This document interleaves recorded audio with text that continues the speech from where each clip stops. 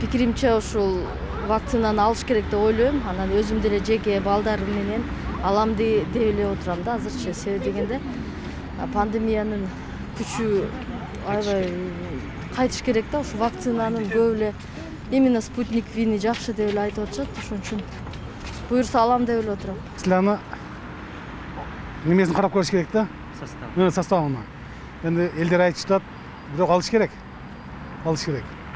Анан бул өзүбүзгө ден соолук да энди. Сайдырып беребиз болсо. Эгер ишеничтүү болсо алмакпыз.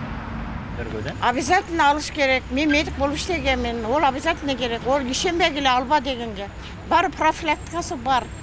Жашаңар келсе алгыла. Рахмат. Я против всех вакцин. Эгер ошого каршы болсо сайдырабыз да, айла жок. Бардыгыбыз. Жок. Жөн эле. Эгер врачтар болсо алабыз. Мен согласен элемин. Ден соолук үчүн эми врачтар жөн эле неме кылбайт да, элдин баары ошолордун колунда го. Мен алам мисалы айтса. Билбейм азыр. Ар кандай оорулар пайда болуп атат. Жок, албайт экенмин. Албайм. Эмне үчүн? Иммунитетибиз күчтүү эле деп ойлойм. Эмне жүрүш керек деп атат, бирок азыр биз интернеттен көрүп атабыз, көбүнчө шал болуп калат деп айтышкандан болот. Эми аны Кудай билет. Баары Алладан да. Ойлонуп көрөм го, азырынча айта албайм. Чечим чыгара элек. Алабыз. Муну туура кабыл алыш керек. Өзү дүйнө жүзү боюнча кандай гана окуялар болуп атат. Анан эми мынабы ден соолук керек болгондон алыш керек. Бирок эми эл арасында ар кандай ушак сөздөр болуп атат. Аны деле угуп атабыз. Мисалы үчүн эски оорусу болсо, хронический оорулар болсо, ага карама каршы келип калышы мүмкүн деген жерлер бар. Эми алат десе эле оң келди ала бериш керек эмес. Ошо ар ким өзүнүн ден соолугуна карап алыш керек. Бирок мен муну колдойм. Анан эми угуп жүрөм.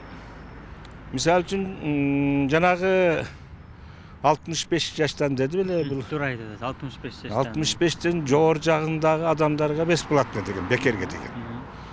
Анан эми берсе баягы ошо ден соолугуна карап ала берсин. Ал эми берки медиктер, педиктер, анан жанагы күч органында иштегендер да ушуларга дагы берет дейт. Аларды деле ошо бекерге кылып атса керек. Эми муну убагында алып калбаса, эми буну тезирээк жок кылбаса болбойт.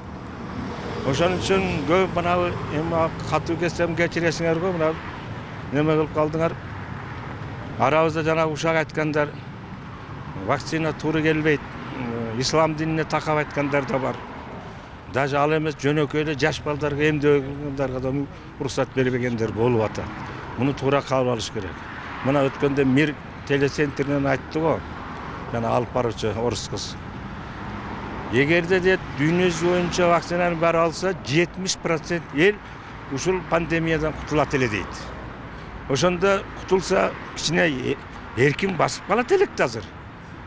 Мына мамлекеттер ортосунда кандай немелер болуп атат? Экономикалык, социалдык, саясий жактан карым катнаштар оңолуп кетет эле.